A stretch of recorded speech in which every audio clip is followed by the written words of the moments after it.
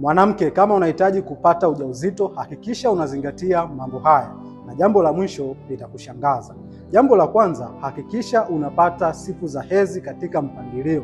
Kumekuwa na wimbi kubwa la wanawake ambao siku zao za hedhi au siku za mwezi huwa zinabadilika, hali ambayo inapelekea huyu mwanamke kuto kujua siku gani ni siku ya hatari ya kuweza kubeba ujauzito.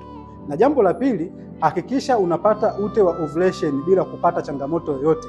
Mwanamke yoyote ambaye anakuwa anakosa ute wa ovulation ni kiashiria tosha ambacho kinaonyesha kwamba mayai yanakuwa hayakomai, na matokeo yake inapelekea huyu mwanamke kushindwa kuweza kubeba ujauzito. Na jambo la tatu, hakikisha haupati ute ambao unakuwa unaambatana na damu, au ute ambao unakuwa unaambatana na uchafu, au ute ambao unakuwa unanuka. Kuna baadhi ya wanawake huwa wanatokwa na uchafu katika sehemu zao za siri. Anapata ute lakini sio ule ute sahihi wa huyu mwanamke kuupata, hali ambayo inapelekea huyu mwanamke anakuwa anapitia changamoto ya kushindwa kubeba ujauzito. Na jambo la mwisho, kabla sijalitaja, unaweza ukashare ujumbe huu na watu wengine, lakini pia usisahau kunifollow.